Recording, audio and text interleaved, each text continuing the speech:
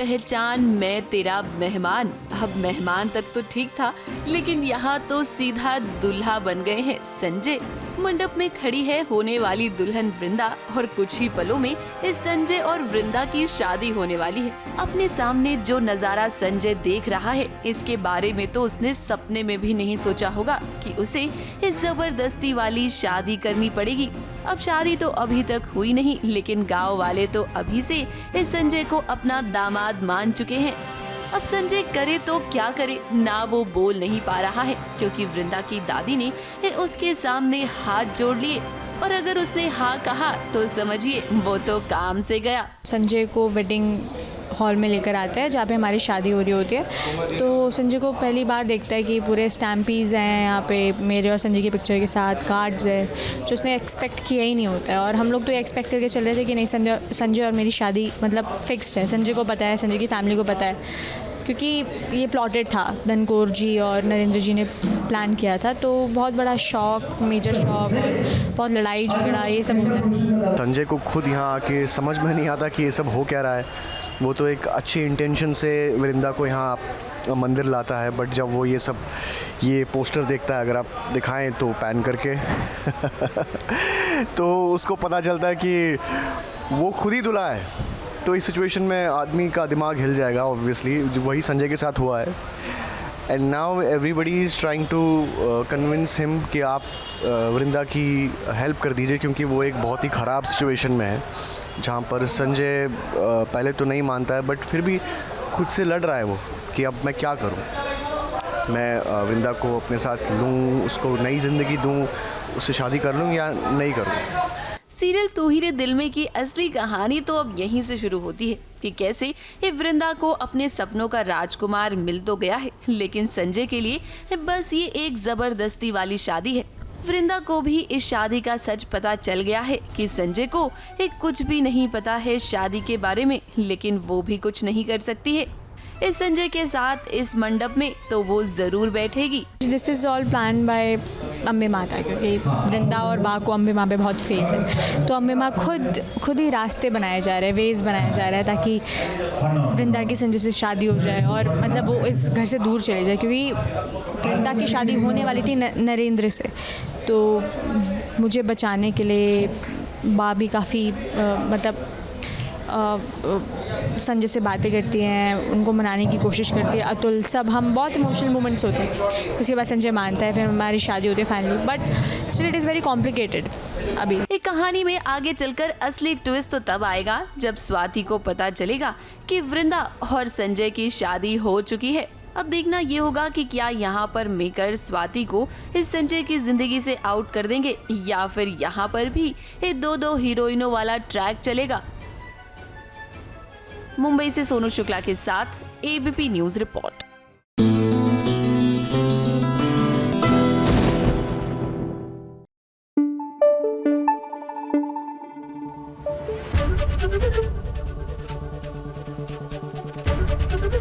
ABP news आपको रखे आगे।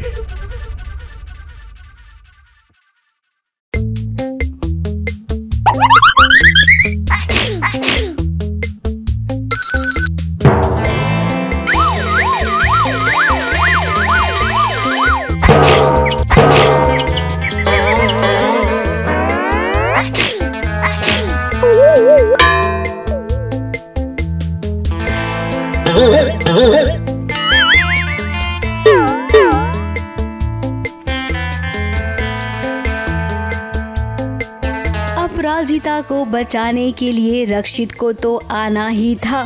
फिर जब रक्षित ने देखा अपराजिता को कि वो सही सलामत है, तब कहीं जाकर उसकी जान में जान आई।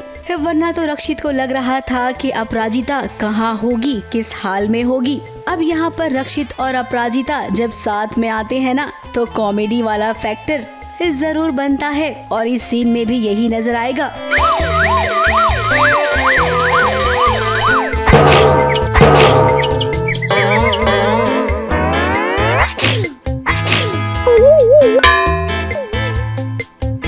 अभी तो मुझे पता है कुछ गुंडे हैं जो पीछा कर रहे हैं, पर ये कौन भेज रहा है गुंडे, ये क्या हो रहा है वो तो पता चलेगा। नहीं, ये तो शायद वो क्योंकि जिन्होंने रूम में बंद किया उनको ये पता है कि ये लड़की मिसिंग है, और इसलिए वो शायद खबर करना चाहते हैं कि जिस लड़की को आप ढूंढ रहे हैं ये लड़की यहीं है, इसलिए उन्होंने लॉक कर दिया। कैसे एक सीरियस सीन को कॉमेडी में तब्दील किया गया, और जहां पर एक्टर शब्बीर आलूवालिया हो, किसी को कोई कॉमेडी करने की जरूरत नहीं है, उनकी हंसी में ही कुछ छुपा होता है जो समझने वाले समझ जाते हैं। और वैसे भी अभी और प्रज्ञा की कुमकुम भाग्य वाली कॉमेडी तो बहुत फेमस है। इस सीरियल में भी कुछ टच देने की कोशिश की गई है, जिसमें राइटर कामयाब भी हुए हैं। ये मेरा हमेशा से ही प्रॉब्लम रहा है कि मुझे हंसी आ जाती है, और शब्बीर बहुत फनी है और उनके इम्प्रोवाइजेशंस हिलेरियस होते हैं, बट वही आई थिंक जान डाल देता है सीन में। So I love doing it, and I am so glad कि मतलब फिर से मुझे ये सब करने का मौका मिल रहा है, इतना हंसने का मौका मिल रहा है। अब अपराजिता मिसिंग है, ये खबर पूरे इंदौर में फैल चुकी है। अब जिस घर में अपराजिता को देखा गया है उस कमरे में किसी ने बंद कर दिया है ताकि अपराजिता कहीं चली नहीं जाए। अपराजिता किडनैप हो गई है, घर से बाहर है, दूर है, गुंडे पीछा कर रहे हैं, और ऑफ कोर्स रक्षित आए हैं अपू की मदद करने। और ऐसा हुआ है कि जिनसे मदद मांग रहे थे उन्होंने ही हमें एक कमरे में लॉक कर दिया, तो वही जद्दोजहद चल रही है उस कमरे से निकलने के लिए। अब ये दोनों एक ही कमरे में फंसे हैं, तो जब यहाँ पर लोग पहुँचेंगे तब जाहिर सी बात है कि कुछ तो लोग कहेंगे। अब अपराजिता और रक्षित को इससे कोई फर्क नहीं पड़ता है, क्योंकि दोनों इतने मैच्योर हैं कि एक दूसरे को समझते हैं। और फिर होता है ना कि लोग क्या कहते हैं, इससे क्या ही फर्क पड़ता है।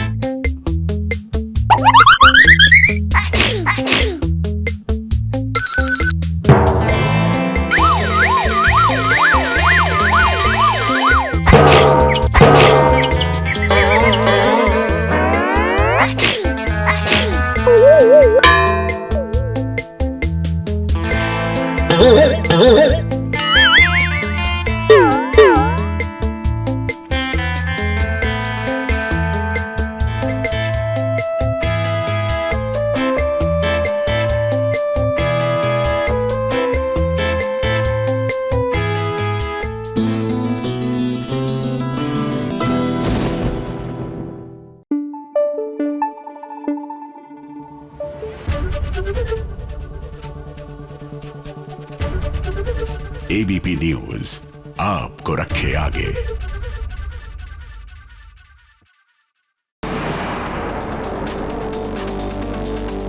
हफ्ते की शुरुआत में आप सभी के लिए हम लेकर आ गए हैं टीवी सीरियल्स के हाई पॉइंट्स। तो चलिए आपको बताते हैं कि आपके फेवरेट शोज में आगे क्या क्या होने वाला है। इस सबसे पहले बात करेंगे सीरियल सहर होने को है कि, जिसमें अब एक बहुत बड़ा बदलाव आ चुका है।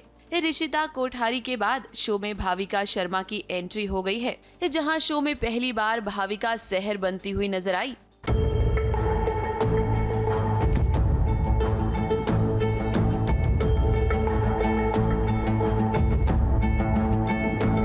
आपकी कोई मदद? लीव के बाद अब आप देखेंगे कि सहर और माहिद अपनी अपनी जिंदगी में आगे बढ़ चुके हैं, लेकिन इनकी राहें जल्द ही मिलेंगी जब कश्मीर में इन दोनों का आमना सामना होगा। सहर सुनो, हमने सब सेट कर दिया, डॉक्टर ज़ेबा को भी सब बता दिया, तुम चलो हमारे साथ। कहाँ, क्या बोल रही हो? अरे तुम बस चलो। डॉक्टर, हम सहर को लेके जा सकते हैं ना? ऑफ कोर्स लेके जा सकते हैं। आपको पेशेंट्स चाहिए और हमें पेशेंट्स के लिए सहर चाहिए। आते हैं, चलो। क्या बोल रहे हो? अब देखिए, सहर का किरदार ऋषिता ने बखूबी निभाया है। ऐसे में भाविका कोशिश तो कर रही है इस किरदार में खुद को ढालने की। हुआ क्या है जनाब? अगर कोई शख्स अपनी बेबी पर हाथ उठाए उसे सजा मिलनी चाहिए कि नहीं? अरे जल्दी चलाओ सलमान भाई, न जाने हमारे पीछे क्यों पड़े हुए। जवाब नहीं ना आपके पास? हमारे पास है। हम बताइए उसके साथ क्या सलूक किया जाता है?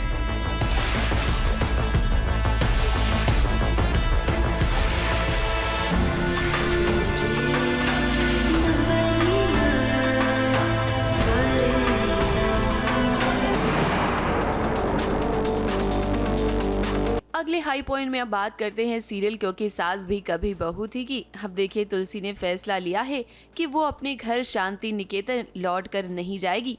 अभी तक तो घर में नौकर बनकर वो कुछ दिनों के लिए रह रही थी, लेकिन अब घर की सिचुएशन देखकर उसने ये फैसला लिया है। तो वहीं दूसरी तरफ एक गौतम तो चाहता है कि तुलसी घर पर लौटकर आ जाए, लेकिन करण ऐसा बिल्कुल भी नहीं चाहता, क्योंकि वो तुलसी से बहुत नफरत जो करता है। अब आने वाले ट्रैक में आप ये देखेंगे कि तुलसी किस तरह से अपने रिश्तों को सुलझाएगी, क्योंकि फिलहाल तो दो भाई एक दूसरे के खिलाफ हो चुके हैं। 10 साल बाद सोचा नहीं शांति निकेतन का ये हाल हो। आज ऐसे रिहा हो रही है भाई, उन्हें अपने साथ ले जाने आए हो। माँ को तुम कहाँ ले जाओगे? तुम क्यों ले जाओगे? ये उनका घर है। हाँ, कुछ लोगों को प्रॉब्लम है, लेकिन वो मेरे साइड पे रहेंगी। हाँ, यहीं आएंगी। तुलसी वीरानी यहाँ नहीं आएगी। हत्यारी है वो। मेरे दोनों बेटों का खून किया है उस औरत ने। बच्चे मुझसे इतना नफरत करेंगे, बर्दाश्त करना मुश्किल होता है। पर वो मेरी माँ भी है और वो यहीं आएंगी। देखता हूँ कैसे आती है वो। भैया, एंट्री मेरे साइड से है। एंट्रेंस का भी बंटवारा हो चुका है। आप शांति निकेतन कभी भी वापस नहीं जाएंगे। तो वहीं अब बात करते हैं इस सीरियल क्योंकि रिश्तों के भी रूप बदलते हैं कि अब जैसा कि हमने आपको बताया कि शो में एक गौरव बजाज कार्तिक का किरदार निभाते हुए नजर आ रहे हैं। आगे आने वाले ट्रैक में आप देखेंगे कि कार्तिक वृंदा से शादी करना चाहेगा, यानी कि कार्तिक और वृंदा के बीच एक लव एंगल दिखाने की कोशिश की जाएगी। लेकिन यहाँ देखना ये होगा कि क्या वृंदा इसके लिए हाँ करेगी या नहीं। प्रियंका, किसी को देखने आए हो तुम? नहीं,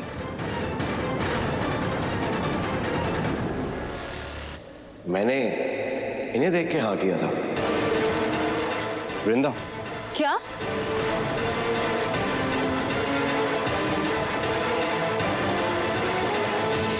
में होता है ना कि वो शादीशुदा लड़की मंगलसूत्र और सिंदूर लगा के हमेशा रहती है और आपने वो भी नहीं किया।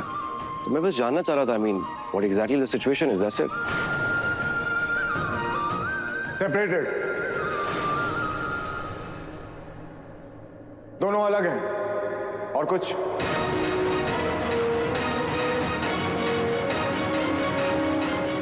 एक्सक्यूज मी, एक minute. Vrinda, Kartik, please. I know थोड़ा ऑकवर्ड हो गया, सॉरी अगेन, लेकिन मैंने जो कहा मैं उसके लिए सॉरी नहीं हूं, क्योंकि मैंने शादी के लिए हाँ तुम्हारे लिए की थी। आगे तुम्हारी इच्छा, जैसा तुम सोचना चाहती हो, जैसा तुम सोचो, लेकिन मैं अपना बता दूं कि मैं तुमसे शादी करना चाहता हूं। And I will be very happy if I get married to you. और कल से हम साथ में काम भी कर रहे हैं। अगर तुम्हें लग रहा है कि तुम ऑकवर्ड हो और it will be difficult for you, तो मैं फैसला चेंज कर सकता हूँ। Can I tell you one thing honestly? अगर आपको लगता है कि आप शादीशुदा हो तो आप नहीं हो, क्योंकि अगर आप अपने पार्टनर के साथ नहीं रहते हो, प्रैक्टिकली यू आर अनमैरिड।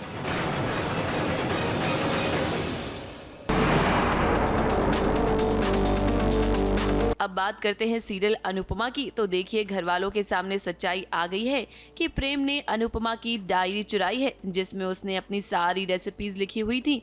ये बात घर वालों के सामने खुद प्रेम ने ही कबूल की है। रख राही के सिर पे हाथ और खा कसम, अगर झूठ बोला ना प्रेम तो राही का मरा हुआ मुंह देखेगा। हाँ, मैंने रसोई से इनकी डायरी चुराई थी। बात करें अगर सीरियल तुमसे तुम तक की, तो कहानी में एक तूफान तो थम गया, लेकिन दूसरा तूफान बहुत जल्द ही आएगा। इस जलंधर की मौत हो गई है, जिसके चलते अनु को फिलहाल तो सच पता नहीं चला है, लेकिन कहीं न कहीं अनु के मन में शक तो पैदा हुआ है। और अब देखना ये होगा कि क्या वो सच की तह तक जाएगी। वो अनु का स्टेटमेंट रिकॉर्ड करना चाहता है। अभी के लिए तो मैंने बात टाल दी है, पर वो कल फिर आएंगे स्टेटमेंट रिकॉर्ड करना है। कहीं सब में तेरा तो नहीं, कहीं तुझे पता तो नहीं चल गया था कि जलंधर कहाँ है, और फिर तूने उसे जलंधर से बहुत नफरत करता था उसकी हरकतों की वजह से। मैं नहीं चाहता था कि उसकी मौत इस तरह से हो जाए। सर, उसने मुझे कहा था कि तुमसे झूठ बोली, वो तो कर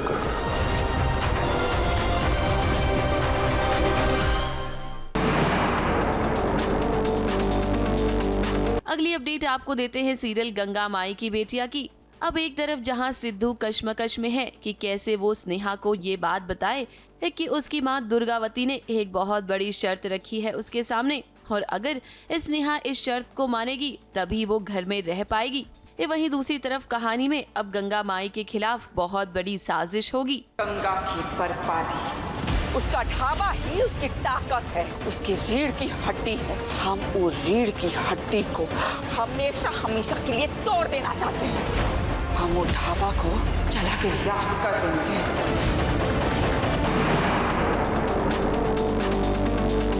अब बात करते हैं सीरियल वसुधा की। तो दादीसा को पता चल गया है कि वसुधा का 100 किलो अचार वाला ऑर्डर कैंसिल करने वाली कोई और नहीं बल्कि चंद्रिका देवी है।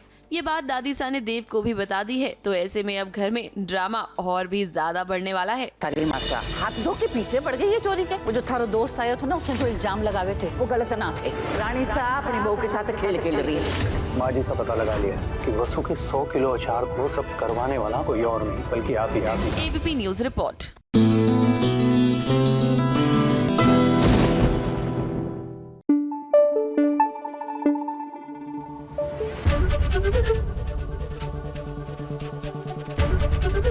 एबीपी न्यूज आपको रखे आगे।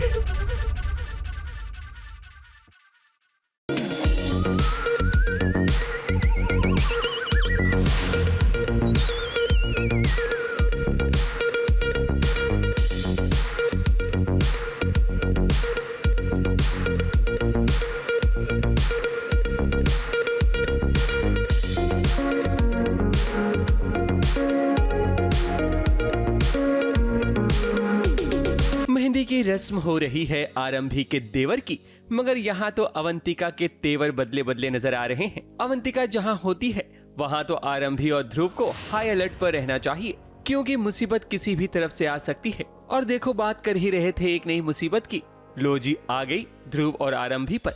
अवंतिका ने मोना के साथ ऐसा प्लान किया है कि आरंभी और ध्रुव को घर वालों के सामने एम्बैरेस होना पड़ेगा।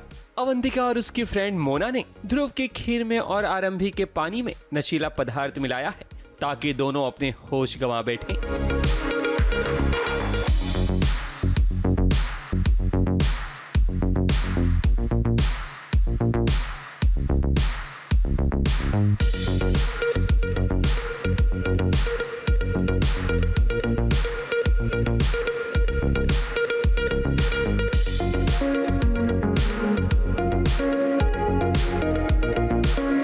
ये देखो मेरी मेहंदी दिख रही है। इतनी ही खुशी है मुझे जिस हिसाब की मेहंदी है, देखो इतनी ही खुशी है बस मुझे मेहंदी की। और इसके देखो मेहंदी कितनी रच के आई है, कितना प्यार करती है ये मुझसे।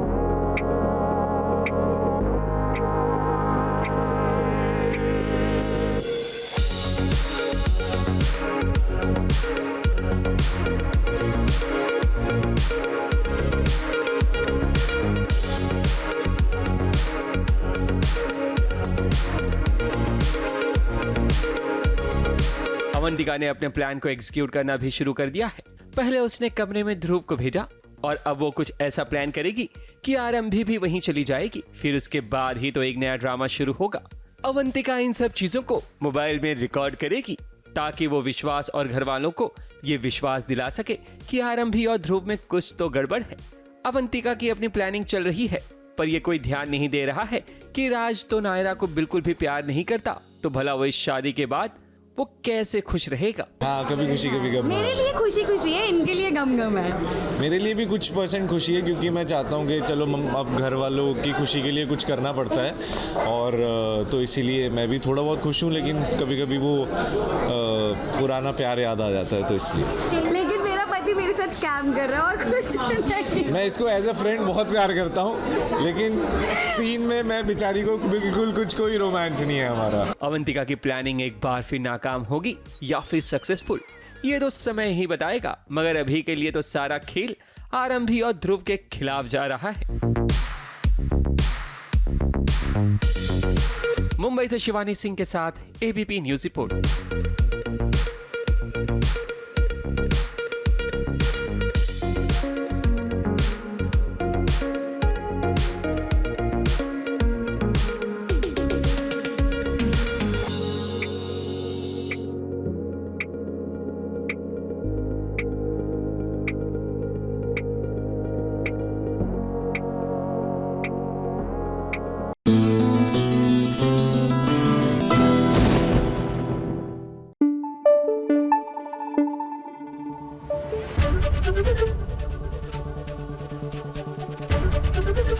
एबीपी न्यूज आपको रखे आगे।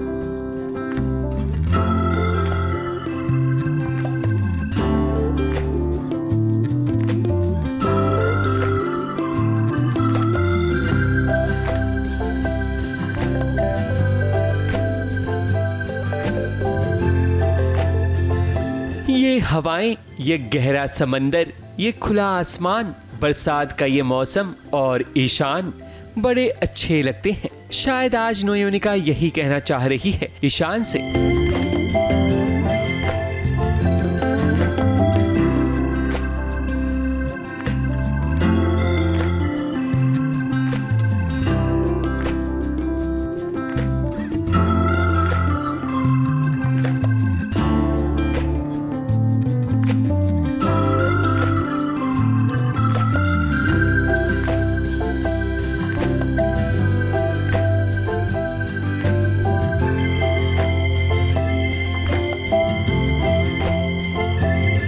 मगर नोयोनिका के पास अभी वो लफ्ज नहीं है जिन्हें मोहब्बत की आवाज मिल सके। इस गहरे समंदर की लहरें तो किनारे आकर खूब शोर करती हैं, मगर उसके अंदर की आवाज को कोई नहीं सुन सकता। कुछ इस तरह का हाल है नोयोनिका का। ईशान उसे मुंबई के जुहू बीच लेकर आया है घुमाने के लिए, पर यहाँ घूमने के साथ साथ ईशान अपने हाथों से नोयोनिका का 16 श्रृंगार भी कर रहा है।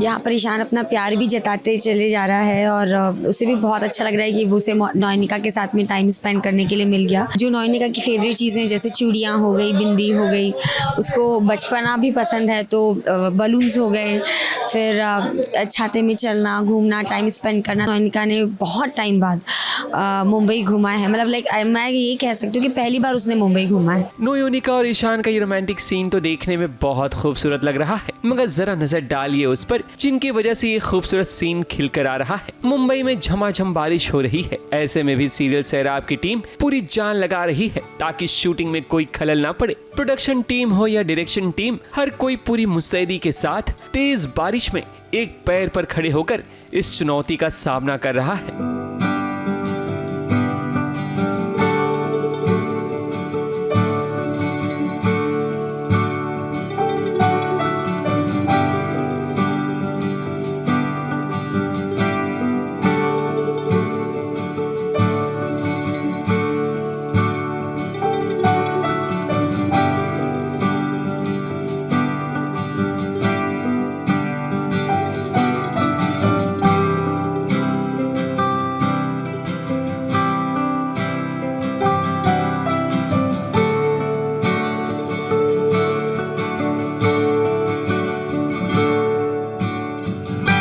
समंदर किनारे शूट करना ऐसी बारिश में आसान काम नहीं होता, मगर जिसके हौसले बुलंद होते हैं मंजिल उन्हें ही मिलती है।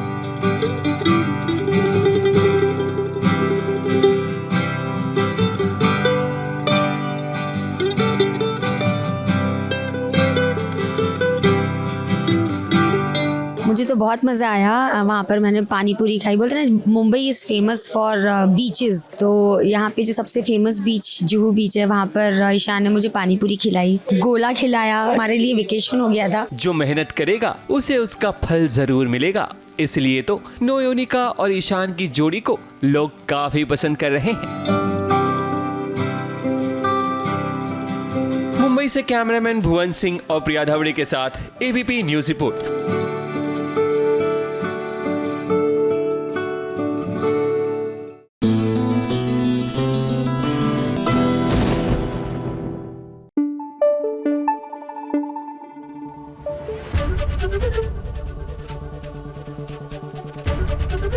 एबीपी न्यूज आपको रखे आगे।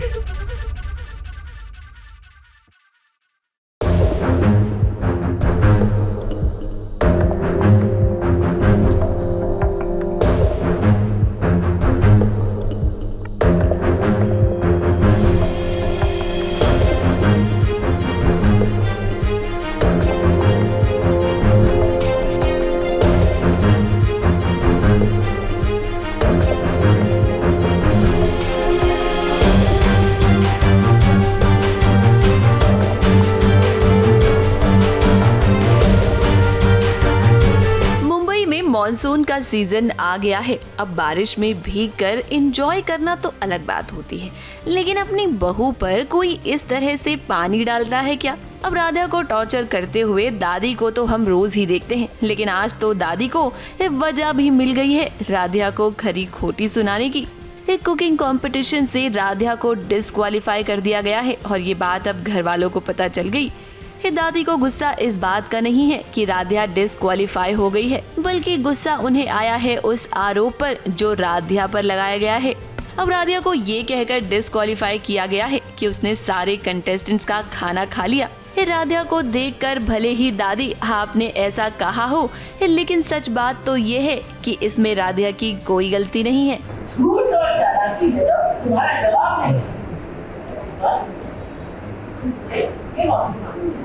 क्योंकि उन्होंने अपने पति को आशा की उम्मीद पूरा करके वापस ले और ना बताई खानदान के चोला।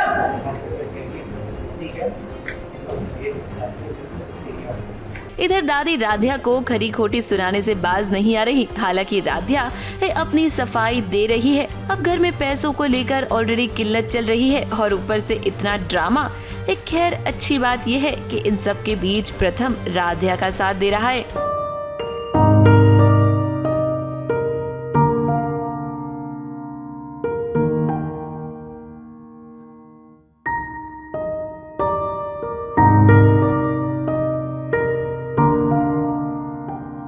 वो चाहता है कि राधा पर जो झूठा इल्जाम लगा है वो हट जाए और इसीलिए दादी से भी लड़ने को वो तैयार है। अब आगे चलकर आप देखेंगे कि प्रथम राधा का साथ देगा। एक बार फिर से एक कंपटीशन में जाएगी राधा और अपने आप को बेगुनाह साबित करेगी और इसी के साथ कंपटीशन भी जीतेगी।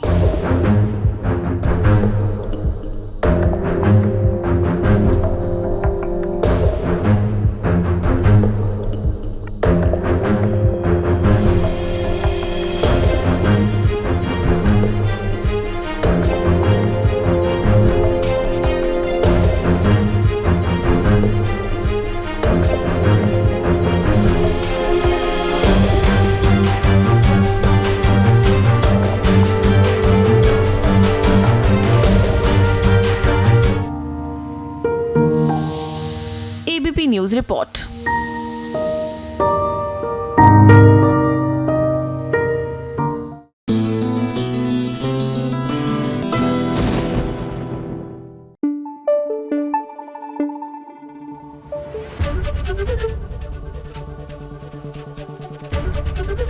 एबीपी न्यूज आपको रखे आगे।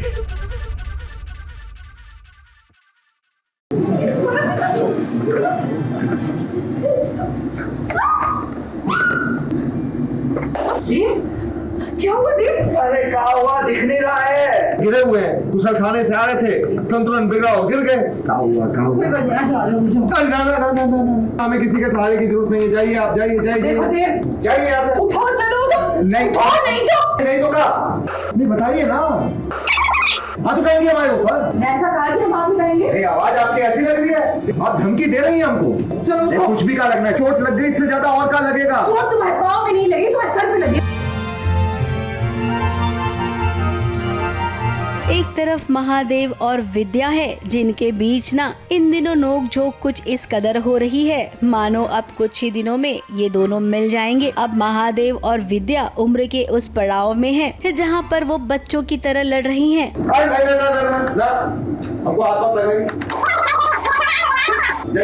इतनी रात को हम तुम्हारे यहाँ नखरे उठाने नहीं आए। चलो। अरे नखरे उठाने नहीं आए? अरे नखरे नहीं उठा सकते तो हमें क्या उठा रही है?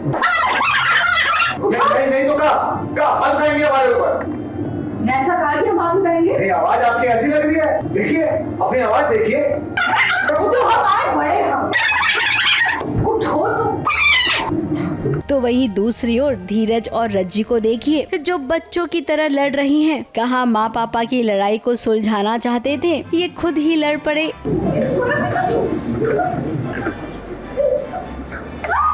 मनाने की थोड़ी कोशिश कर रहा है रज्जी को, और हमें ये रियलाइज़ होता है कि कहीं ना कहीं विदुमा और पापा जी के बीच में भी जो रिश्ता है वो भी अभी थोड़ा सा खटपट है। तो उनकी भी लड़ाई चल रही है जैसे एग्जैक्टली वैसे ही जैसे रज्जी और धीरज लड़ते हैं। तो कहीं ना कहीं वो रियलाइज़ करते हैं। हाँ, रज्जी जा रही है उनको सॉल्व कराने के लिए, तो मैं कहता हूँ कि तुम्हें सॉल्व कराने जाने की कोई ज़रूरत नहीं है। ये इन दोनों का मसला है, इन दोनों को सॉल्व करने दो। कम से कम इस बहाने बात तो कर रहे हैं दोनों, और आओ हम अपना मसला सुलझाते हैं। अब वो क्या है ना, रज्जी का हाथ जल गया था तो धीरज ने सोचा कि उसे मरहम लगा देता हूँ। इस जख्म पर मरहम लगाने की जगह चेहरे पर ही मरहम लग गया। अब इसी बात को लेकर दोनों के बीच में बहस हो गई, और जरा देखिए कैसे टॉम एंड जेरी की तरह लड़ने लगे ये दोनों।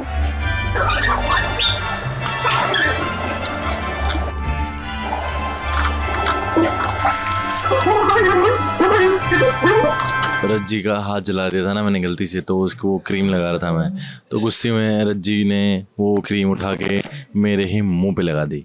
और फिर मैं रज्जी को पकड़ने के लिए भागता हूँ, फिर यहाँ आके देखता हूँ कि मम्मी पापा की लड़ाई चल रही है। लगाई, फिर इसने हल्की सी लगाई, यस, तो मैंने भी बोला है, तो फिर मैंने इसके नाक पे लगा दी, और फिर ये अपने नाक की वजह से मेरे पीछे भागी। और वही महादेव और विद्या, उनके लिए तो क्या ही कहना। महादेव बाहर से जितने सख्त है ना, अंदर से उतने ही नरम। अपनी पत्नी विद्या के प्यार को वो जानती हैं, तभी तो इस वाले सिचुएशन को आप, हम और हाँ खुद महादेव भी बहुत इंजॉय कर रही हैं। चलो उठो, उठो, हम आए बड़े हम। चलो अरे कहने लगी हमारे सर में, हम कहने लगे हाथ मत लगाइए। अरे हम कह रहे हाथ मत लगाइए। बड़े आए खुद को संभालने वाले। उठो, छोड़िए हमको। उठो। क्या? कुल मिलाकर वो घड़ी आ गई है जब देव और विद्या के बीच में सब कुछ ठीक हो जाएगा। रज्जी और धीरज भी एक दूसरे को समझने लगेंगे। उसके बाद मोगरा को लगेगा कि अब कुछ दोबारा से करना चाहिए। मोगरा की अगली चाल क्या होगी, ये हम आपको बहुत जल्द बताएंगे।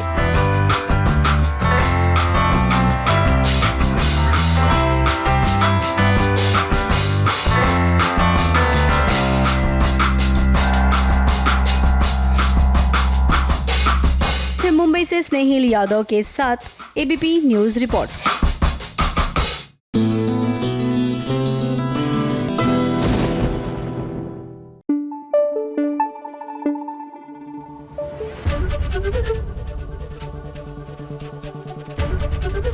एबीपी न्यूज आपको रखे आगे।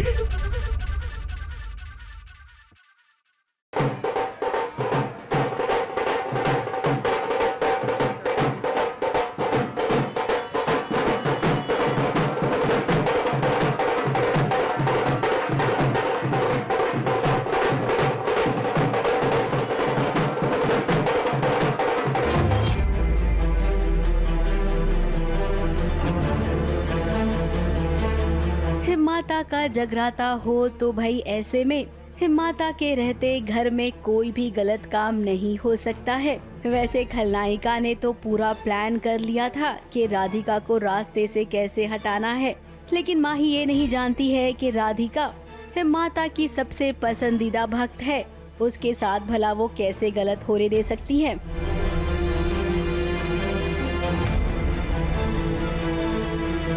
वो वीर को कॉल करती है, वीर को उस जगह से माता की चौकी से डिस्ट्रैक्ट करती है और राधिका के साड़ी में आग लगा देती है। अब आग लग तो जाती है, इस होप में ये आग लगा रही है कि बहुत कुछ बड़ा हो जाए, कि कोई उसको बचाने नहीं जाएगा, ऐसा उसको माही को लगा था। और माता की चौकी फेल हो जाएगी, घर वालों को ऐसे लगेगा कि राधिका की वजह से सब इवेंट्स बिगड़ रहे हैं और उसको घर से निकाल दिया जाएगा। ये उस पर ही उल्टा पड़ गया। वीर आ गया, वीर ने उसको बचा लिया और वीर और राधिका में नजदीकियां और बढ़ गई। अब वीर ने रखी है ये माता की चौकी। शादी के बाद अक्सर माता की चौकी रखी जाती है जहाँ पर दुल्हा दुल्हन की तरह लाल जोड़े में सजे रहते हैं पति पत्नी।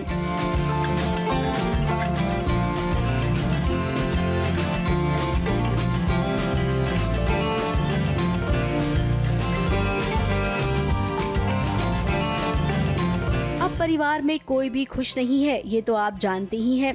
आज यहाँ पर केवल नाम के लिए उपस्थित हुए हैं सब। राधिका ये बात जानती है कि परिवार वाले खुश नहीं है, ना सासू माँ, ना ननद, ना जेठानी। फिर ऐसे में उसके लिए बहुत मुश्किल है सभी को मनाना। स्पेशली इस चौकी के अंदर वीर ने राधिका को दिमाग में रखकर एक भजन गाया है, तो उसको सुनकर जो है नलिनी और ज़्यादा मतलब गुस्से में आ गई है और उसने माता रानी से सच्चे मन से ये दुआ मांगी है कि माता रानी किसी तरह जो है वो इस लड़की को मेरे बेटे की ज़िंदगी से हटा दो। फिलहाल तो दादी का ये प्लान था कि माता की चौकी में कैसे आग लगानी है। माँ ही तो केवल एक कठपुतली है। अब राधिका की जान तो बची। कहीं न कहीं दादी और सासू माँ ने ये बात साबित करने की कोशिश की कि राधिका अब शगुनी है इस घर के लिए। एक्चुअली माँ ही जो एक रिजेक्टेड लवर है वीर की, जो शादी करना चाहती थी वीर से, बट वीर से शादी हो नहीं पाई। अब उसे जो है दादी और माही ये दोनों प्लानिंग कर रहे हैं। वो चाह रहे हैं कि कुछ भी तरीके से राधिका वीर की लाइफ से चली जाए। तो क्योंकि राधिका की कुंडली में ऑलरेडी दोष है, तो उस चीज़ का फ़ायदा उठा के माही जो है कुछ ना कुछ सीन्स कर रही है पीछे, जिससे ऐसे लगे कि जैसे ये लड़की घर में आई है तब से आग लग रही है, कुछ अनाप शनाप हो रहा है। अब यहाँ पर वीर अपनी राधिका को प्रोटेक्ट कर रहा है।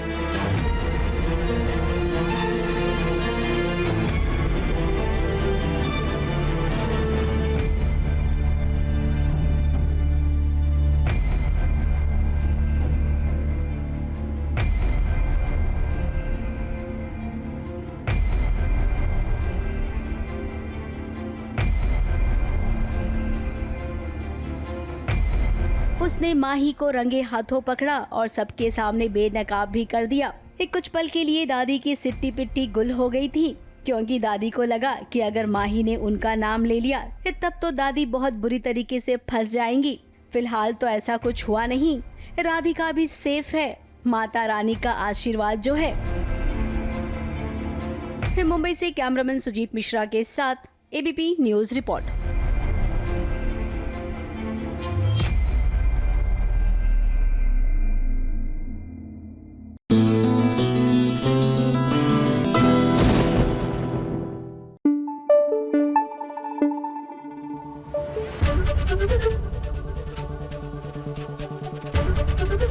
एबीपी न्यूज आपको रखे आगे।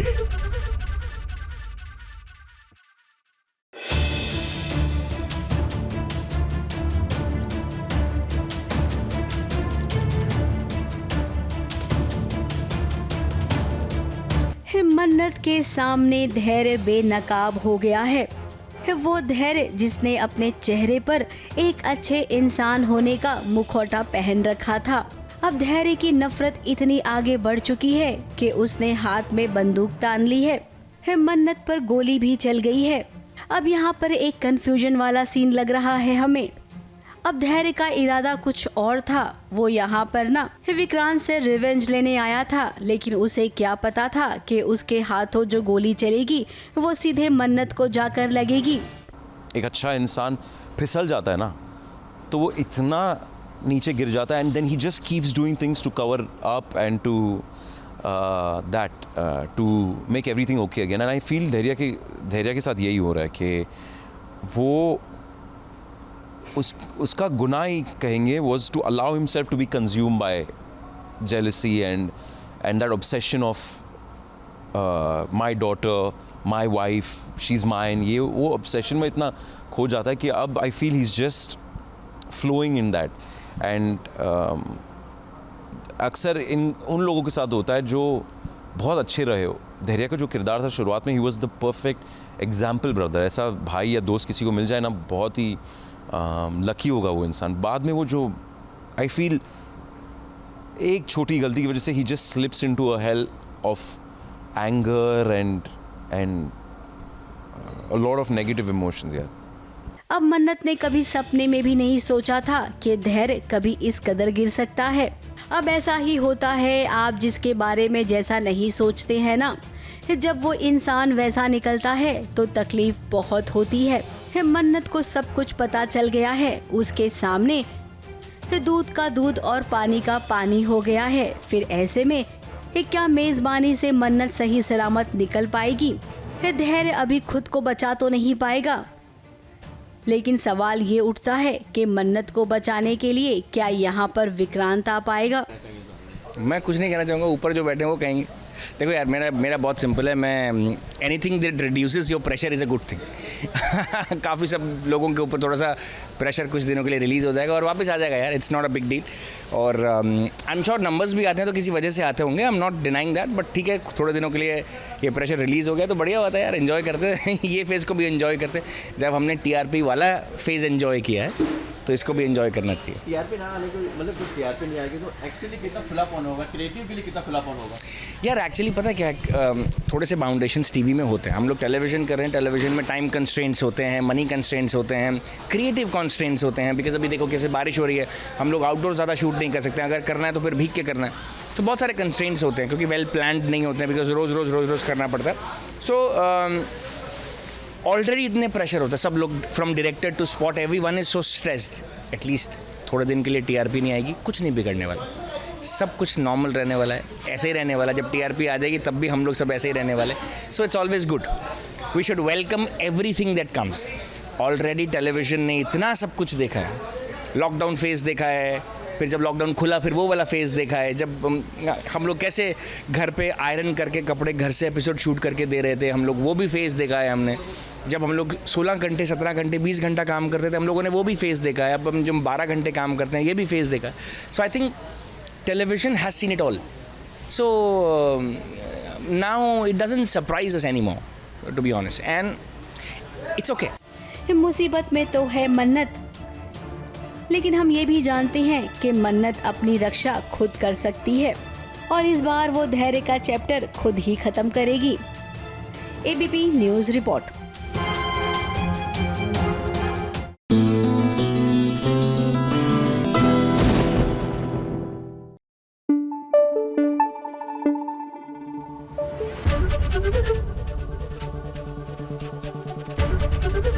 ABP न्यूज आपको रखे आगे।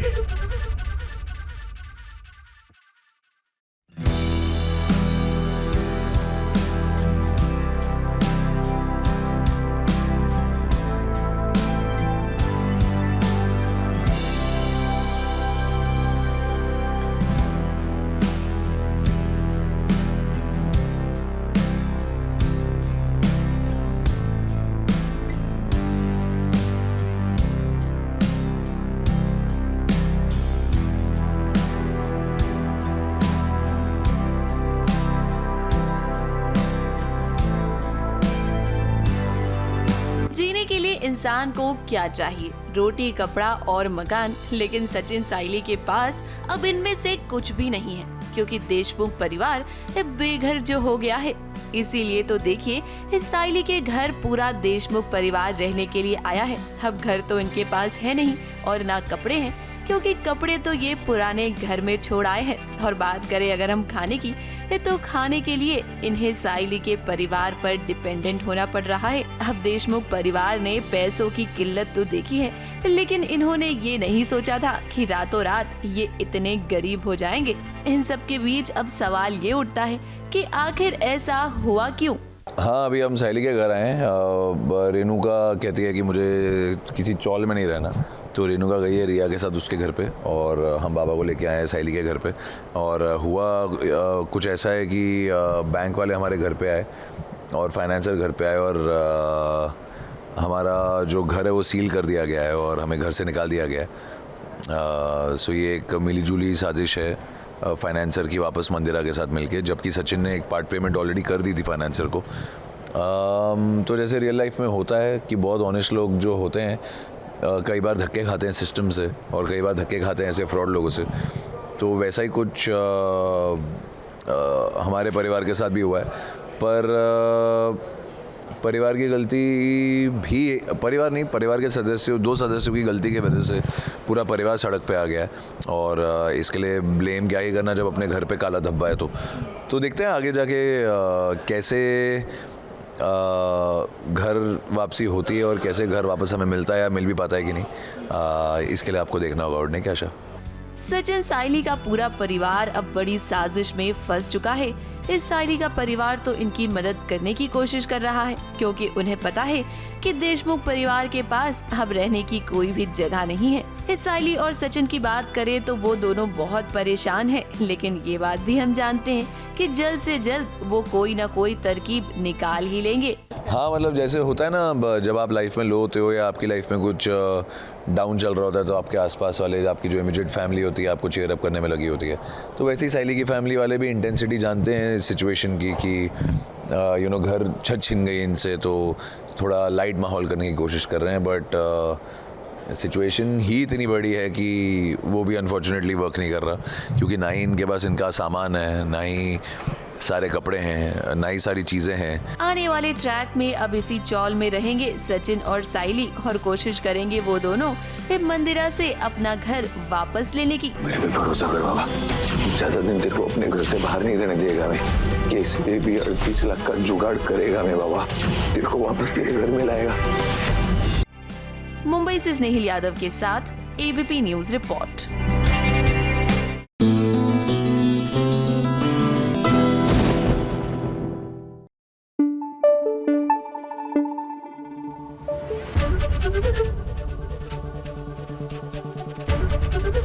एबीपी न्यूज आपको रखे आगे।